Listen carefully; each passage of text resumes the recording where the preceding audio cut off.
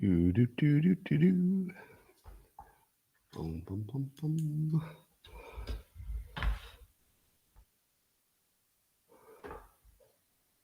Do do do do.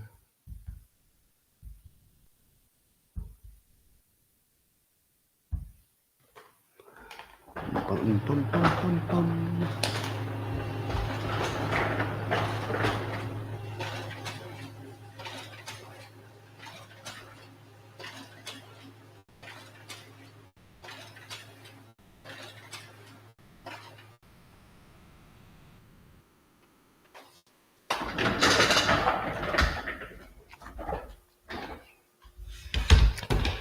Do do do do do do.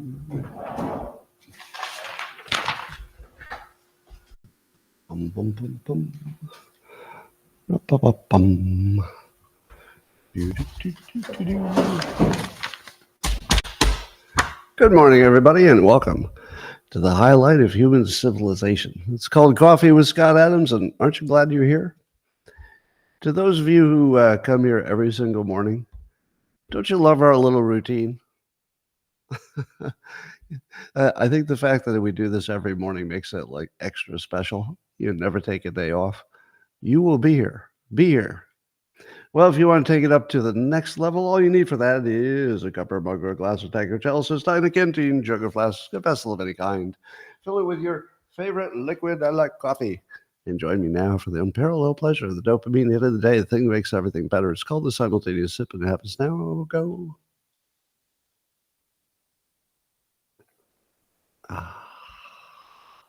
So good. I'm feeling sanguine. All right. I don't even know what that means, but it's a cool word. So I guess Hunter Biden's going to court in Delaware on gun charges. Let's see. Trump gets tried in the unfriendliest place in the world, and Hunter gets tried in the friendliest place in the world for Hunter, Delaware, home state. Biden-friendly judge, we hear. Now, this is an interesting case because my understanding is the facts of it are completely clear. You know, there's no question of what happened, which is very interesting. How do you defend when the law has been broken and there is no question about the details of what happened? Yeah, there's no question that he said he was not addicted, but he was when he got the gun. There's not much you can do with that. I mean, he's on video being addicted, etc. But somebody said that his defense would be, it's not his fault because he was high. So the defense would be, yes, I was a drug addict, and I said I wasn't when I applied for the gun. But you have to understand that I was a drug addict, and therefore I can't be totally responsible for saying I'm a drug addict. And I have to say, it's not the worst argument. It's not the worst argument, because the whole point of being, let me just pull this together for you. The reason you don't want a drug addict to have a gun is what? Why do you not want a drug addict to have a gun? Only one reason. You don't trust that the drug addict can make smart decisions. Am I right? That's the one and only reason. Am I wrong? The only reason is that we don't trust a drug addict to make good decisions with a gun. But yet we do trust a drug addict to make a good decision filling out paperwork. Seriously? It's a weirdly good argument, but it can't be accepted. The reason you can't accept it is because it refutes free will. So the problem here is that free will is what's on trial, not Hunter. They're actually trialing free will. Because if he has free will, well, then he's guilty, and it doesn't matter if he took drugs, because, you know, those were all his choices. If he doesn't have free will, then not only could you make an argument that on some moral grounds he's not guilty, although the law would say otherwise, But it was also, refute all of the legal system. Like the entire legal system would have to be thrown out if if you could say, well, it's not what I was thinking at the time, or you could say I didn't have free will. So it's an interesting story. I don't think his argument is wrong on a philosophical sense. I don't think it'll work as a legal argument, but what else does he have? And then somebody said that the charge could be up to 25 years in jail. How many of you think that lying about your drug use to get a gun should put you in jail for 25 years? Do any of you think that sounds about right? I mean, it wasn't used in the commission of a crime, didn't have priors. How in the world is that fair? I mean, I hate to wake up and have to defend Hunter Biden, but there's no way I think he should be in jail for 25 years for lying on a form. I mean, we need to find some kind of perspective. It is making me wonder if this is political too. Is this trial only being pushed for political reasons? Why would you even do it? Well, here's another question I'd like to ask you. If being a drug addict and then getting a gun, which requires you to sign something, apparently in whatever state he was, that says you're not a drug addict, don't you think that maybe 25% of all gun owners may have lied on the application in the same way? In my experience, at least 25% of the adult public is addicted to drugs, either alcohol or something else, pills or something. Wouldn't you say 25%? So can you put somebody in jail for 25 years for doing exactly the same thing that maybe 25% of all gun owners did? And who gets to say if you're a drug addict versus you're between usage?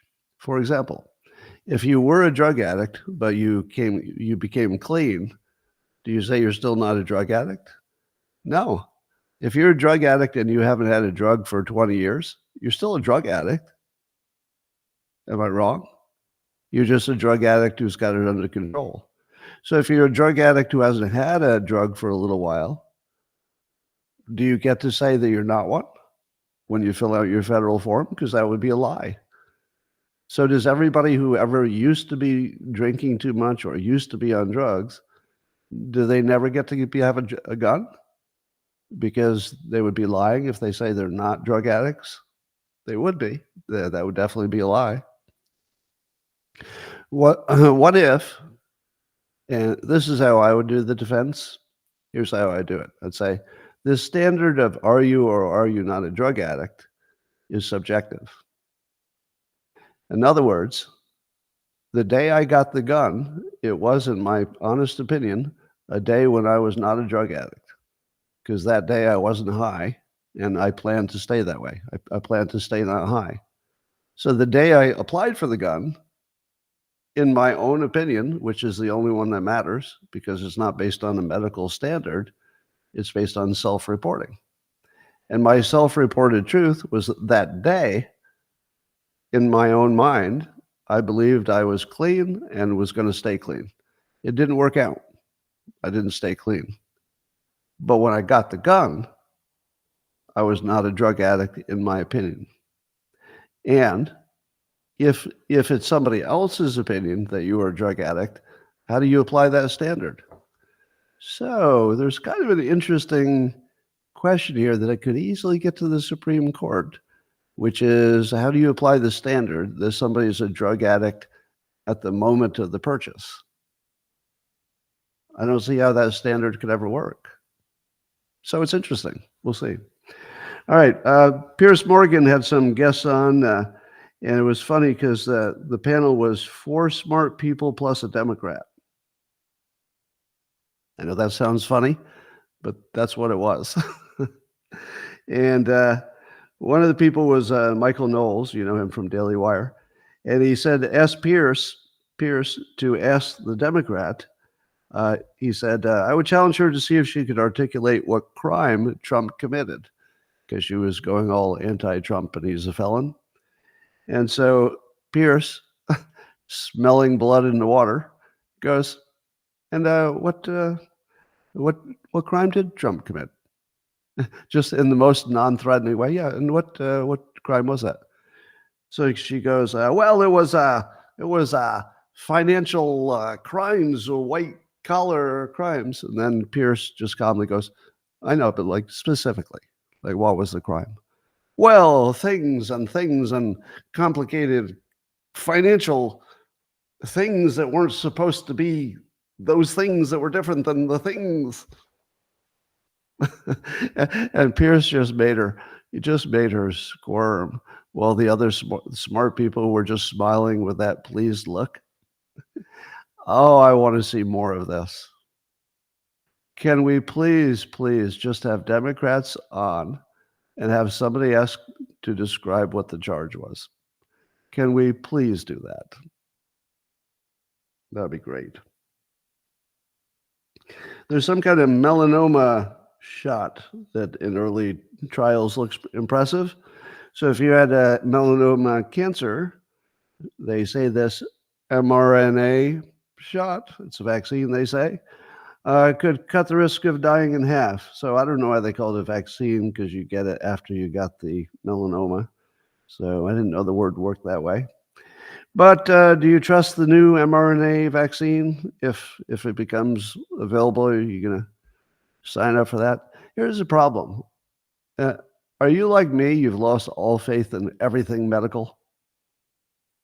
I just don't believe anything from a doctor or the science, or I've lost all credibility. Is just gone. I don't know what to do about that. Well, let's talk about the fake news. So the Washington Post had a big shakeup. They had a new editor. And here's the funny part. So the CEO, Will Lewis, he was having an all-hands meeting, I guess, telling people what the changes would be. And he was asked at the meeting whether he had interviewed any diverse candidates or women to be the new executive editor. Because they replaced a woman who was the executive editor. And I guess they must have picked a white man. And so the staff said, I don't know about that white man. Have you talked to anybody who wasn't a white man? Because we don't really think we're comfortable having a white man there unless you worked really, really hard to make sure it wasn't a white man, and there was just nothing you could do about it. He was just the only person who could do this job. And we're kind of, frankly, a little bit skeptical that there's not a single diverse candidate in the whole world who could be in this job as editor of the Washington Post. So I only bring it up because it's funny to watch DEI eat the Washington Post. Remember, the Washington Post is who started the cancellation of Dilbert. So that's, they're the ones who made the big difference anyway. And they're getting eaten by their own philosophy. So sad. So Alex Soros, who's now in charge of the big Soros funding, he retweeted or reposted an article in The Atlantic. And the title was Trump's Plan to Supercharge Inflation. Now, I didn't read the article, because if you actually read an article in a publication called The Atlantic, oh, I'm sorry. I'm sorry that happened to you. No, you don't read the articles. Now, The Atlantic, if you didn't know, is your biggest signal for fake news. Maybe the fakest of all the fake. The Atlantic is going to do the stuff that even MSNBC would be too embarrassed to do, right? So that in terms of the pure propaganda, they're all the way in the pure propaganda. Something like, the AP or, even CNN, they might be biased, but the Atlantic is not in the category of, we have a preference. No, they're just outright propaganda. Now, if you didn't know that, you would think, oh, this is something to consider. Maybe Trump will supercharge inflation. And by the way, I'm not saying he won't, because I don't think any of our leaders have any control of the debt at this point. But here's the other thing. I always wondered how the Democrats got their marching orders. Like, how did they know what to say so that they're all saying the same thing? And I guess we know. So what it takes is Alex Soros, who is their main source of funding. He's like the biggest source of funding for the Democrats. He simply posts something on social media and points to an article, and then that's the talking point. So watch for the talking point to be that Trump's going to make inflation worse. Now, you notice that the fakest of the fake news will always go after whatever's the Democrats' weakest point, and then they'll start a fake news that's, whatever's the counter to the weakest point. So Biden's weakest point is inflation. So the Atlantic, predictably, comes up with some article that I'm never going to read, but the title says it all. Trump's plan to supercharge inflation. So yes, if you see an Alex Soros post about an Atlantic article, you just saw the signal coming from the funder of what the Democrats need to say to keep the person who gives them money happy. There it is. Now, if you didn't know that, you didn't know what the Atlantic is, and you didn't know who Alex Soros is, it would just be a post. But once you learn the players, you can see that this is the messaging from the top telling everybody what to do. That's your real government right there. The actual government is Alex Soros posting an Atlantic story, because that will change more things than almost anything else the government was doing. So here's what you need to know about that. What you need to know is that the Atlantic is like the Adam Schiff of Jamie Raskins. I'm going to say it again because it was so clever. The Atlantic, as a publication, it's like the Adam Schiff of Jamie Raskins. There's a small band of propagandists who are always the ones you see when there's like a serious problem with the narrative. Like they're the narrative doctors, or the narrative, maybe killers, assassins. All right, speaking of narrative assassins, the Biden administration, somebody in it, as some Department of Justice group, is indicting the Epoch Times chief financial officer for an alleged gigantic money laundering scheme of $67 million. Now, the Gateway Pundit's reporting this. Now, the Epoch, I never know if it's Epoch or Epoch, but they are a right-leaning publication, and suddenly they're getting closed down. Do you think it's a coincidence this close to an election that one of the reliably anti-Biden, anti-Democrat publications just suddenly had a big financial allegation? Now, my take on this, I saw Mike Ben's posting on this, and the implication was that it was a BS lawfare thing. But there are details. That the story comes with some details about the allegations, and there are a lot of details for something that's totally made up. So I'm going to say there's something that happened here because there are way too many details. But that doesn't mean the individual got picked up as guilty. Innocent until proven guilty. And in these days of lawfare, you really do have to take seriously that maybe it's completely made up. I don't think Mike Benz is crazy when his first instinct is it's completely made up, because we live in a world where it would be completely within the expected range of behavior to close down an entity entirely just because you didn't like what they were saying. We do live in that world. That's not speculative. That's exactly our current environment. Anything could happen. Well, I continue to be amused and entertained by CNN trying to find the middle ground. And damn it, they did it again. So I'm going to give them credit again for telling a story exactly the way I want the story told. And what I mean by that is they showed both sides, and they didn't shade it a bit. So here's what I mean. So James Carville was on the network, and he said, stop making a big deal about the fact that Judge Merchan once made a $35 donation to some kind of Stop Trump organization. And he criticized CNN's own, one of their top legal analysts, Eli Honig, who had, pointed out a number of improprieties in the lawfare cases against Trump. So, so now you've got Eli Honig doing what I would consider a really solid analysis, exactly the kind of thing that CNN needs to be credible, because you're going to see the other side. So why not see the real one? And then just pulling it all together, Smirkanish, once Carville had criticized Eli Honig, Smirkanish has Eli Honig on to defend himself, and his defense was quite strong. He said, imagine it was the other way around. Imagine the judge in this case had donated to a anti-Biden, pro-Trump, go MAGA organization, but it was only $35. Yeah, hey, so don't worry, people. It was only $35. Would that be okay? Would anybody be complaining about that? Of course they would. It would be the biggest complaint in the world. So without taking sides on the topic itself, Smirkanish is being Smirkanish, and he's showing you the actual arguments in the real world without the spin. He's showing both sides. So I have total respect for that. All right.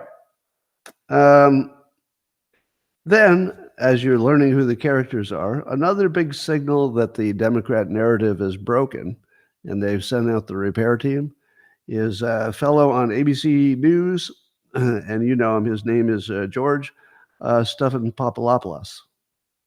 Wait, I think I pronounced that right. It's George Pastophilopoulos. Pastophilopoulos. Well, George. Let's call him George. So he had on one of Trump's lawyers, and he was insisting that there is no evidence. Come on. There's no evidence that the prosecution in the New York trial had any coordination with the Biden White House. I don't know what you're talking about. And I'm going to make that face at you. You have to see the photo that's in at least the one on social media of the George Stephanopoulos face. He's just like, I will make this face at you to change how your words are received by my public. Stop saying those words I don't want to hear. I will use my face to stop them. Well, and then I guess I think it was Will Scharf was the attorney, and he pointed out that the number 3 person at Biden's Department of Justice stepped down, meaning took a demotion willingly, voluntarily, to go work on this case. And that would certainly suggest a strong inference of coordination with the White House. And then when you add the Fani Willis's prosecutors meeting at the White House and some other stuff, it looks kind of obvious. But no, George Stephanopoulos says, no way, fake news, no coordination. There's no evidence of that. So here's what you need to know. If you know the players, you can tell what's true by who they send to tell it's false. This is really important. You can tell what's true by which characters specifically they send to say it's false. If they send Adam Schiff to say it's not true, oh, it's true. If they send Jamie Raskin to say it's not true, it's definitely true. If they send George Stephanopoulos to say it's not true, oh, it's definitely true. It's definitely true. And if the Atlantic says something's true, it's definitely not true. So those are your strongest signals for fake news. Raskin, Schiff, and George Stephanopoulos, and the Atlantic. And then you can see that Alex Soros seems to be, maybe pushing the narrative from the top. We're told, I see on Unusual Whales was reporting that there's some expectation that Biden's going to sign an immigration order to temporarily close the border from asylum seekers. Does that even sound real? I'm having trouble believing anything these days. Do you believe it's real that a few months before the election, Biden would suddenly discover that he had the power to close the border, and then he would do it, thus proving that the whole thing was based on either incompetence or a giant scheme to destroy the country or something? Because at this point, doesn't it seem like he'd be better off acting like it was impossible? Because if he just turns around and issues an executive order and closes the border, seals it tighter than a baby's butt or something. I don't know. There's some kind of old saying like that. No, that's smoother. You don't want to say tighter than a baby's butt. That sounds really bad. I think the saying is no, it's tighter than a gnat's ass, but smoother than a baby's butt. You don't want to confuse those. Never confuse those two. All right. My father had a lot of colorful sayings. And every now and then, you become your father. You don't want to. But every now and then I'll dredge up some old saying that I heard when I was, 8 years old and never left me. Tighter than a gnat's ass. All right. There's an article in The Hill. So The Hill has become sort of hilarious, the publication The Hill. Because the closer it gets to the election, the more laughably absurd the commentary is. Let me give you this one. There's somebody named Alexander Bolton who's writing in The Hill. Now, how many people have a last name of Bolton? I mean, I know there are a few. There's a singer. But I just wonder if he's, related to any other Boltons in the government. I don't know. I'm just wondering. I haven't looked it up. But here's one of the things he said, and I quote, all right, now listen to this. This is a real thing that somebody wrote in a real publication, and it got published, all right? Just try to hold on to your head, and just try to hold your head from exploding. This is just casually stated like it's a fact, okay? Mershon, who earned favorable reviews from legal experts for his careful handling of the case, Judge Mershon, who earned favorable reviews from legal experts for his careful handling of the case. Which reality did that happen in? I was very much in the other reality, the one where all I heard were people like Eli Honig and Dershowitz, and basically everybody honest said it was a total hit job. But even if you're going to say they earn favorable reviews, because by the way, that's not false. He did earn favorable reviews from all the partisans. But if you're not going to point out that some of the most respected legal minds in America have said it's total lawfare and the most ridiculous thing they've ever seen in the history of the courts, I think you left out kind of a key fact there. Kind of a key fact. Propaganda. Anyway, the topic was whether or not there'll be jail time for Trump. And some people say he might choose it, but it could be house arrest or it could be community service. It would be highly unusual, say the experts. I don't think it would be highly unusual to put him in jail. And the reason is it would be highly unusual that he would be even charged with those crimes. So if you start with the most highly unusual prosecution in the highly unusual world we live in, it's completely within the realm of expected behavior that they would put him in jail. Yeah. If the death sentence was on the table, I would say it might be, maybe. It's just, luckily it's not one of the options. So, yeah, let's keep an eye on that. Now, the interesting thing is that I'm hearing some people say that maybe the judges will be influenced by the fact that if they rule against Trump, it could cause a civil war. If they were to put him in jail. Do you think it would cause a civil war if Trump is put in jail? The answer is, oh, yes, it would. But you know what happens? It's too close to the election now. Today, if you put Trump in jail, it guarantees his election, and he's already said, "Bring it on." Yeah, if it's jail, it's jail. It's not gonna be like years. If it's jail, it's only gonna be jail until he's president, then he pardons himself, I guess, or something happens. But I think he's willing to go to jail because it's easier it's probably easier than campaigning. It would be the best campaign of all. But here's what I think. Given that he made, allegedly $200 million in campaign donations because of the lawfare, if he spent 1 minute in jail, do you have any idea the size of his campaign donations? As soon as like his foot crosses that barrier into a jail cell, it'll be like that foot just enters the jail cell, and it's just going to be ka-ching, ka-ching, ka-ching, ka-ching, ka-ching. It's going to rain fucking money like nobody's ever seen in their life. So he's in this situation which he didn't create for himself. Trump did not create this situation, but he sort of has two ways to win and no way to lose, unless they do something really illegal, which is an option. Because if he's not in jail, he's going to win. And if he's in jail, he's going to win twice as hard.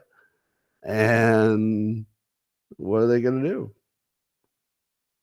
Here's the funny part. 38 countries have banned Trump, not specifically, but because he's a felon. So if you're a felon, did you know that you can't travel to the United States? If you weren't already a citizen, you couldn't even visit the United States if you're a felon. I didn't know that, actually. I don't mind that that's the law, but I wasn't aware of that. But other countries where you can't go if you're a felon, so imagine if he's president, but he's still a felon. He wouldn't be able to travel to China, Australia, Canada, or India. Now, here's the question. Do you really think China and India are going to say no if he wants to visit? Let's take India. How about Australia? Australia, too. If Trump says, I want to visit India or Australia, are they going to say, oh, we'd really love to have you, but we got this law? No, they would just change the law, or they'd do whatever they had to do, or they just ignore it or something. Yeah, no, they'd let him in. And then some people are thinking that China's social media is really pushing the Trump felon thing. So the thinking is that China is trying to push us into civil war. Let me explain something about Republicans that may not be obvious if you're watching from the outside. If you've seen all the street protests in the past few years, and I said this before, but it's worth repeating. The only thing that ever becomes a street protest is something that's organized and funded by some bigger entity. So there's no such thing as like an organic, Black Lives Matter protest or Antifa. These are all organized things. Republicans don't have that. There's no entity that organizes Republicans for protests.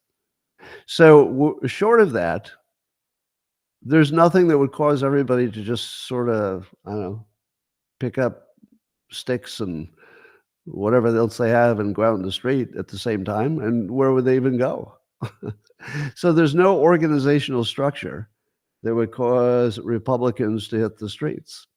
And I don't see it forming. And if it did form, I would probably tell you to ignore them. And then you might say to me, but Scott, that's clearly not true, because on the January 6th event, that was organized. And that was a big old problem. And I counter that with saying, no, it wouldn't have even been anything except they were already there for Trump's speech. If the people weren't there for Trump's speech, and therefore there was already a big crowd for that reason, and they just had someplace else to go after the speech. So sure, there might have been people who would go on directly to the Capitol if there'd never been any Trump speech, but how many? I mean, a few hundred? It would have made no difference at all. It was only that there was just a massive crush of people, and that was only because of a coincidence that they just happened to be there for Trump's speech. So no, I see absolutely no possibility that there is a civil war, because even on January 6th, the Republicans left their weapons home. Now, this is where the Democrats go, no, they didn't. No, they didn't. They brought the weapons. There was that one time, that one person who had a stick. All right. So we're going to ignore all the stupid NPCs. I think I want to make a list of all the NPC comments. The thing that somebody will definitely say. I say the protesters were unarmed on January 6th. What does the NPC say? What about the ones who use flagpoles to hit people? Okay, that did happen. What about somebody had a gun in their car? Well, okay, that probably happened too. But really, are those your counter to a 99% peaceful protest? All right. The 11th Circuit Court has upheld a ruling that said the venture capital firm can't be racist. Well, that's good.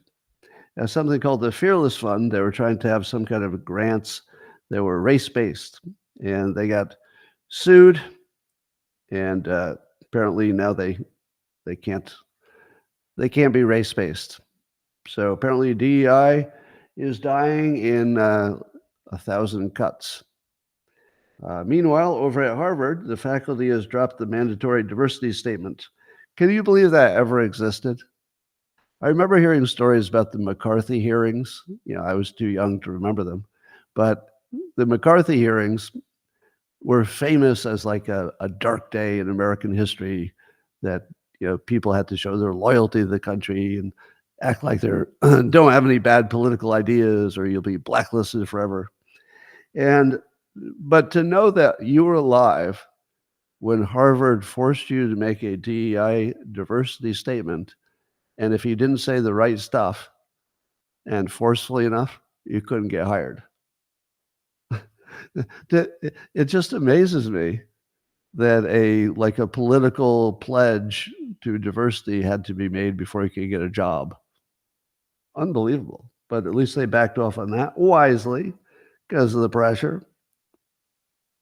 Bill Maher, who is 99% rational, but everything he says about Trump is actually just batshit crazy. I mean, Bill Maher is basically just a 20-year-old college girl when it comes to Trump. Oh no, he's under the bed. I think he's going to climb up on the bed and rape me. Now, Bill Maher is a 20-year-old college student female, and he thinks that MAGA would go nuts if Trump is jailed. Yes, we will go nuts with our wallets. Do you know why we'd go nuts with our wallets as opposed to our guns? Because we're not crazy. We're not crazy. The wallets will work. Guns would be a big mistake. So we'll use the thing that works. Yeah, put him in jail for one day. He will become more of a legend than ever. If you want to turn him into, the greatest martyr of all time in America, go ahead. Go ahead. I'm going to say the same thing that Trump said. Don't beg for anything. If it's going to happen, it's going to happen. And then we'll take that variable and we'll work with it. And we can work with it. We can guarantee his election. And you know what else is funny? I'm assuming there's no way he'd ever be in general population. We're clear on that, right? I mean, even if they tried the most ridiculous thing of getting rid of all security and put him into the general population to be killed, I don't think there's really any chance of that happening. So you know what the interesting thing is? If their plan was to assassinate him before he got into office, before the election, he'd be too protected because he would be in the safest place that a president could ever be. As long as he's away from the other prisoners, which I imagine he would be, it's the safest place he could be. So they might find the one way to guarantee he becomes president. And I'm not sure I would have a civil war over that, right? Trump gets some rest, wins the election. It would reveal the other side for exactly what they are. And then when he gets out, he's going to be really mad. And I like that. So I have to say, I'm feeling a weird bit of optimism for all the wrong reasons. So Rasmussen has her first poll since the felony conviction, and it shows that Trump's support went down a little bit. I don't think it went down enough that it's outside the margin of error, but it's a little bit down. Surprised me, but he still handily wins in a three-way matchup, which is what it looks like it will be, 45-40, but he had a bigger lead according to them. Now, was it, I think it was in The Hill also, the reporting that there are now, there are polls that show Biden is even or ahead. Do you believe the polls that say that Biden pulled even or is ahead? I don't. I do not believe those polls. All right. Let's see. Here's the biggest story of the day. And it's 1, 2, 3, 4, 5, 6 words. Here's the most important 6 words to tell you everything you need to know about the next 4 months. You ready? 6 words that tell you everything you need to know for the next 4 months. It's safe to back Trump now. It's safe to back Trump now. Examples, please. Colin Ruck had a good list of examples on X. Doug Leone, Sequoia Capital, big billionaire guy. He said, yep, I've become increasingly concerned about the general direction of the country, blah, blah, blah. Therefore, I'm supporting President Trump. That's a big, big deal. If somebody's ahead of a Sequoia Capital or a big member of a big VC firm, it's a big deal because they're very visible. Sean McGuire, Sequoia Capital, also announced on X he was donating $300,000, and prior to that, he donated to Hillary Clinton. These are some big flips. David Sachs, as you know, Kraft Ventures. He's got a fundraiser going on for Trump. Chamath Pelapadia, Social Capital. He's also hosting a fundraiser. Both of those guys were not at least prominent Republicans before. Bill Ackman, always voted Democrat. Pershing Square. He says he's likely to back Trump after supporting Democrats forever. And then Steve Schwarzman, of Blackstone. He's a super rich guy. He'll be backing Trump for 2024. Now, there are probably a number of reasons for this. Number one, you saw that CNN was starting to cover the Trump-Biden situation, at least with some balance. That makes it a lot safer for ordinary, normal people to say, all right, it looks like, both sides are out there and people are not getting killed for it, so I guess I can jump in. The other thing is that I think people genuinely think another term of Biden could be the end of America. I think that. I think another term of Biden could be, might not be, but it could be the end of America as you know it. I think that's legitimately a real thing. And they're probably a little panicked about holding on to their situation, which is the best situation in the world. Being a rich person in America, pretty good deal. They probably like to stay that way. So I like to think that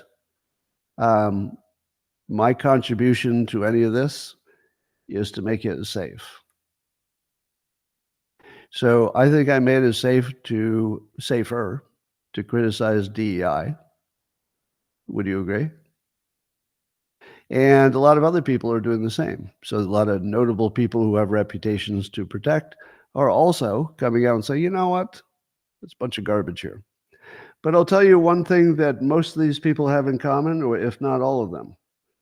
Have you detected the one thing that all the people have in common who are now feeling safe that they can say Trump would be a better option?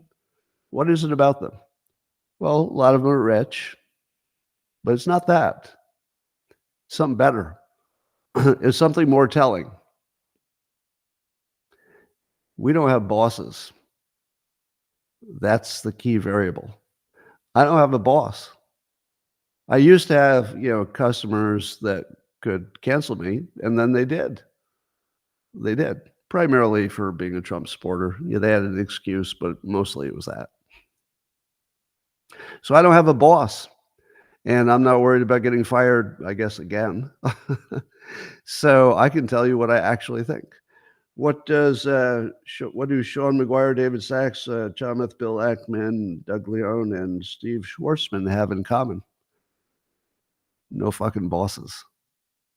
No bosses. Only people with no bosses have freedom of speech. And there's a reason. Because big companies don't have the option of being provocative. Big companies have to stick with the most common narrative because that's the safest thing. So if you have a boss who works for a big company, let me use an example that might resonate with you. Let's say you are a doctor, but you don't have a private practice and work for yourself, because that's actually kind of rare these days. You work for a big hospital or a big medical group. You have a boss. And then a pandemic comes along, and the official word is get these vaccinations. And your company says, we're going to make a ton of money if you get everybody vaccinated. So if I hear you saying that maybe you shouldn't get a vaccination, you're fired.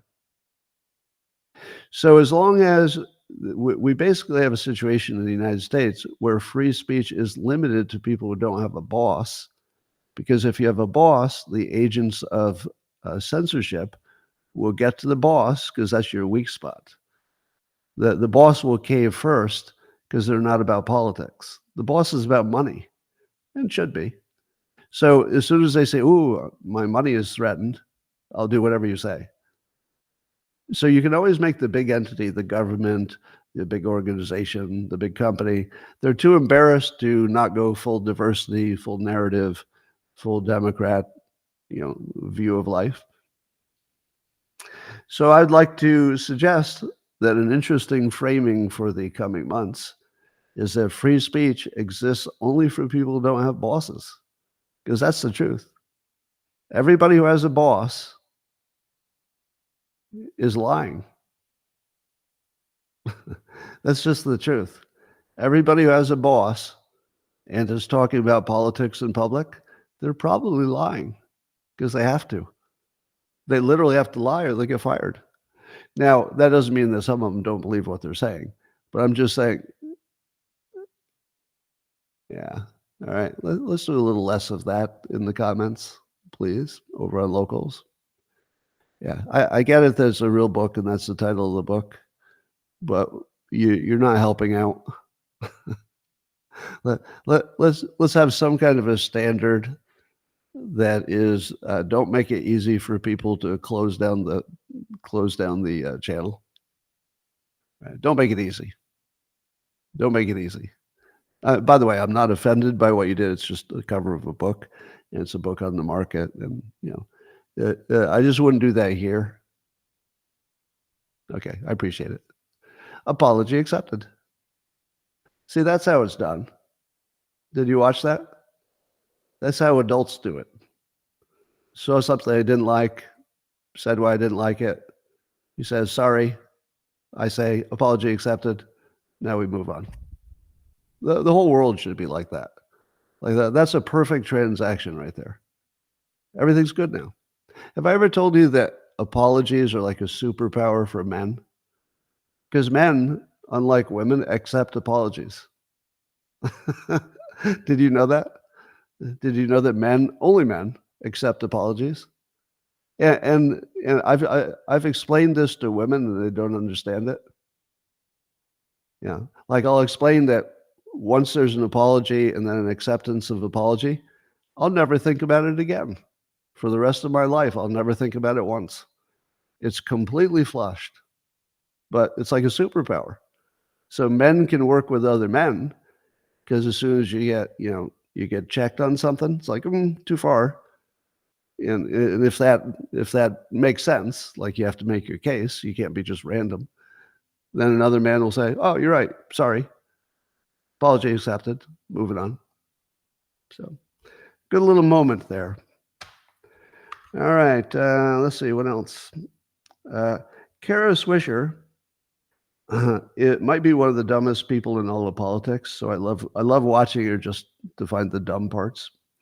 But she said about Trump, she was talking to Bill Maher, and she believes that there's a silent majority of Americans that will come out for Biden on voting day. A silent majority? Is there somebody who was afraid to be in favor of Biden? That might be the worst political analysis I've ever heard in my life. Uh, and then she said, we don't want chaos again, talking about electing Trump. We don't want chaos again. Chaos? Chaos? Did you have more chaos under the Trump administration than we have now? How do you measure the chaos? I think inflation is chaos. I think I think Ukraine is chaos. I think the way Biden handled the Middle East is chaos. I think an open border is chaos. I think lawfare against your opponents is chaos. What the fuck do you think is chaos, you stupid piece of shit? You are so dumb, you should not be talking in public. Kara fucking Swisher. Kara Swisher is the Alex Soros of Rosie O'Donnell's. Speaking of Rosie O'Donnell, have you ever seen her in the same room with Michael Cohen? It was only today I found out that Michael Cohen and Rosie O'Donnell are different people. I was confused about that for a while. Anyway, I'm just making fun of all the ridiculous people. But Kara Swisher might be the dumbest person who talks about politics in person. And there's a lot of competition for that. So apparently Trump and some other smart people are saying that the New York Stormy Daniels case, the felony case against Trump, should skip the appellate process and go directly to the Supreme Court. I have a mixed feeling about that, but I would defer to the smarter legal experts that that's a better strategy. I guess it's available as a strategy. But I have to admit, I would love to see the lower courts deal with the imperfections of the case. Because I'd like to see them say, yeah, look good to me. Because I want to see how rotten the system is. And this is one of those test cases where you could know for sure if the appellate court is just political and rotten. So I'd love to test them just to see if they're as rotten as we think. It would be interesting to know. But it would also be good to get it off the plate and move on and get rid of the felony and all that. So I could see both ways, but I would miss it if we didn't get to condemn the appellate court as part of this process. All right. Now, I need a fact check on this, but I understand the Supreme Court is in the process of soon will be ruling on the question of what presidential immunity is and is not. And the fact check I need is that would have a potential impact on the New York Stormy Daniels verdict. Now, is that because the felony charge depended on there being a alleged felony or it depended on a federal offense, right? So even though it was a state charge, the state charge was elevated to a felony because it was pointing to the covering up of a illegality in a federal charge. But since they weren't charging the federal charge, he wasn't guilty of the federal charge, only the state charge for covering up the federal charge or something like that. I don't know. I can't do any better than the Democrat they had because it's so weird. But I guess I need to know, is that real? That if the Supreme Court ruled that there's a lot of immunity, could that reverse the trial verdict? Can I get a yes or no from anybody who's actually in that field of work? I'm seeing some yeses, but I don't know if those are yeses because people in the news said it, or are you saying it based on your own analysis? It will impact the Georgia case of election interference. Okay, so it could affect some of his cases. We'll see how that works out. Attorney General Andrew Bailey, he's the AG from Missouri, I guess they're challenging the student loan debt cancellation thing. And that makes sense. A strong argument that why would you take money from poor people and give it to rich people, which is at least partly what happens with student loan forgiveness, because a lot of the student loans are for people who had money, or at least came from families that did have money. I guess we'll have to talk about the Fauci hearing. I just hate the whole Fauci situation, but I guess I got to talk about it in a minute. But first, Biden is at some kind of fundraiser. This is what he said about Trump. Here's what's becoming clearer and clearer every day. This is Biden talking. The threat that Trump poses would be greater in his second term than it was in his first term.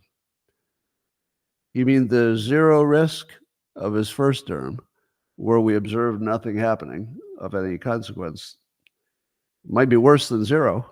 It could be 2 times zero, if you know what I mean. Twice as bad as zero. Wait, 2 times zero? That's still zero. All right.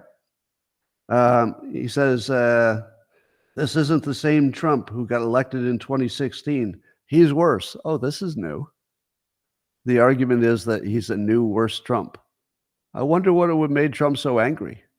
Did anything happen to Trump between 2016 and now that would make him angry? And then he says, something snapped in him when he lost in 2020. He can't accept he lost. And it is literally driving him crazy. Now he's running again. And he's not only obsessed with losing in 2020, he is clearly unhinged. Called him a convicted felon. Now, this is more of what I call the imaginary campaign. So we've got a president that's probably imaginary, meaning he's probably not the one making any decisions. And the imaginary president is saying he should be reelected to another imaginary term because there's a greater risk of his imagination of what a second term of Trump would look like, and that he imagines what Trump is thinking, and he imagines that there's bad stuff in his head, and he imagined that he snapped, and he imagined that he's unhinged. It literally is a campaign all about Biden's imagination. So the imagination of a dementia patient is now the main planks of the Democratic Party.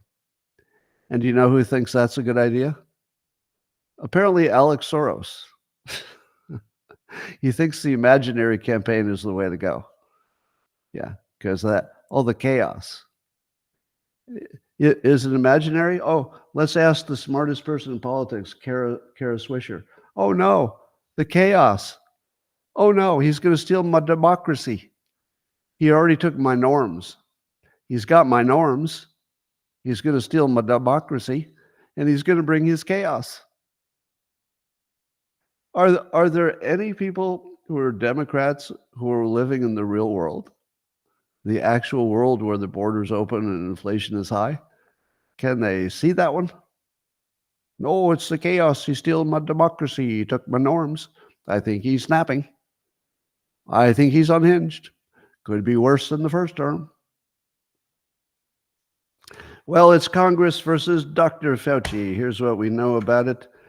David Sachs had a great summary of it, but I'll summarize his summary. The Fauci funded gain of function when in Wuhan, that he knew and wrote about that it was a very risky proposition, but he thought it was worth the risk. Sure enough, that risk happened. The virus got out. And then when pressed about it, he is allegedly lied about it, and he attacked his critics for claiming it's true. Now, these are things which he would say never happened, of course. He would have his own version of that. He says he's not the one who came up with that 6-foot distancing rule. That was the CDC. But some would say, well, maybe he didn't come up with it, but you certainly seem to be a little too happy about it. He claims that the unvaccinated are responsible for 200 to 300,000 deaths. So there. Believe the science. Case closed. Literally nobody in the room believed that, at least not the Republicans. And Representative Jim Jordan asked him, quote, "You agree that there was a push to downplay the lab leak theory?" Fauci looked at him directly and said, "None on my part. I kept an open mind through the whole process." Now, as others have said, that's not how we remembered it. But I'm going to push back on that's not how we remembered it. We don't have a good memory of this. Do you think that your memory of what Fauci did or did not do is accurate?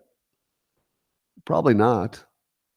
Uh, uh, this is based on hypnosis experience. If you go through a situation exactly like this, the most predictable thing I could tell you is you'll have massive false memories of what Fauci did or did not do, because he's sort of the receptacle of all your hate.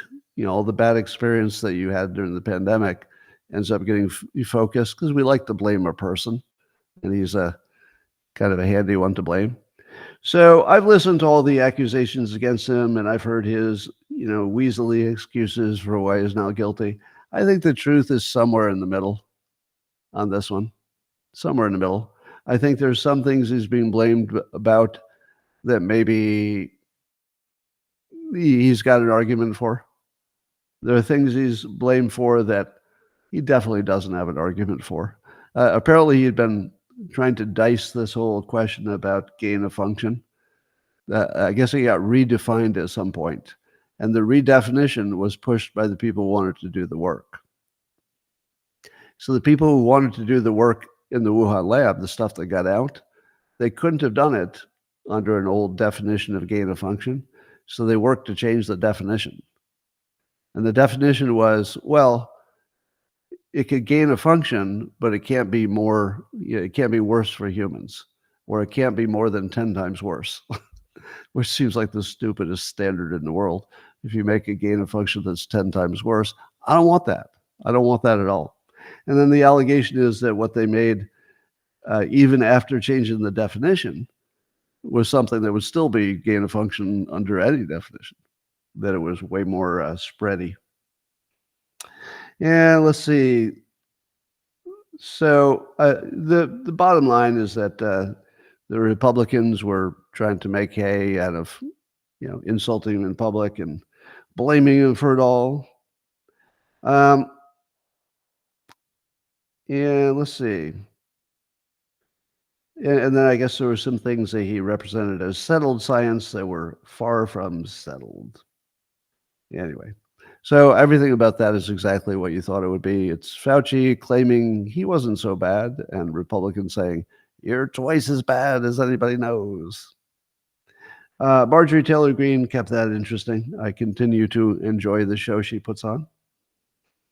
There's a National Institute of Health, this American entity, that I don't understand this, so maybe somebody can help me. Apparently, the National Institute of Health somehow has a deal where they can get royalties from drugs and drug companies that they have some influence on. And the story sort of skips the important part. So I don't know the important part of the story. I'll tell you what I know. Apparently there were somebody figured out there were $710 million in royalties during the pandemic that went, I don't know, all or some to American officials in the National Institute of Health. Here's the part I don't know. Why did they get royalties? Wait, what? Can anybody explain how that came about? What was the path by which people who were part of some American institution that has some influence over what we do in health, that they're getting paid by the drug companies? Paid indirectly through the royalties. How in the world did that ever come about in the first place? Like we're arguing that it shouldn't happen, but shouldn't we be arguing how did it happen in the first place? Like, what mechanism even allowed that to even be a possibility? It's the craziest story. There's something about it I don't know, and it's not in the news. So the most important part seems to be missing. How'd that happen in the first place? I don't know. Well, ladies and gentlemen, that concludes my comments for today. I think the biggest story of the day is that you're going to see more people who don't have bosses say that they're going to go Trump. And I think the impetus is that with great power comes great responsibility. What I mean by that is if you're Bill Ackman or you're head of one of these big companies, the David Sachs, Chamath, the people who have that much influence, both because they have money, but they're in positions where people listen to their opinions, they have great power. And they're sitting on the sidelines, or had been sitting on the sidelines, just saying, "Oh, let me do my business thing and make my money and take care of my family, and you guys handle the politics." But now you see what happens if the adults leave the politicians to politics. It doesn't turn into an adult game anymore. It turns into this weird criminal-looking, I don't know what it is. So you're seeing the adults re-enter the room. They're the people who have the power, but until now had chosen to use it, for capitalism and family reasons. And now they realize that with that great power comes great responsibility. Do you think that David Sachs wants to be in politics? Like wants to be doing this every day? I don't know, because I'm not a mind reader, but probably not. Probably would rather be doing almost anything else. But with great power comes great responsibility. And by the way, that's exactly what drives me. I don't know if you knew that. But the thing that drives me is the Spider-Man problem. I'm well aware that I have the ability to get attention that other people don't have. It's just a power. Now, it's because of my job and, something about, learning how to deal in the public realm. But it is what it is. And so if I've got this power, I feel the pull. I feel that I have to do something personally, even if it's hard, even if it's dangerous, because I have the power. Let me give you an example. You're a man and a woman, you're married, and a crazy guy comes running at you with a knife or a club or something. What do you do instantly?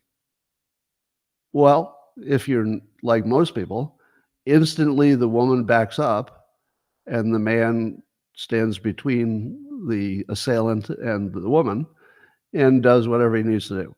And it might not work out well, but he's going to do it anyway. Why does that? Why do both the woman and the man automatically know without any conversation that she needs to back the fuck up and he needs to go forward? It's because with great power comes responsibility. If the woman could beat that assailant, well, you do it the other way. But she can't. Her odds are low. And, we also want to protect female entities that can create babies and be mothers and stuff like that. So there's a natural impulse to protect women if you're a man. But I think that we're wired for power will stay dormant until it's called. So there are gigantic power pockets in the United States that are dormant because they're just doing their own business. They're doing great things, but it's their own business. Elon Musk would be a perfect example. Someone doing amazing things and changing the world in the business realm, but I don't think he wanted to be commenting on politics. I think he realized that the country was coming off the rails, and if he talked, people would listen, and he probably knew that he can communicate better than most people, and so he got drawn in. It's the Spider-Man problem. So you're going to watch the Spider-Man problem start it's going to be this big sucking sound. It's going to be sucking every person who doesn't have a boss. This is very important. Doesn't have a boss.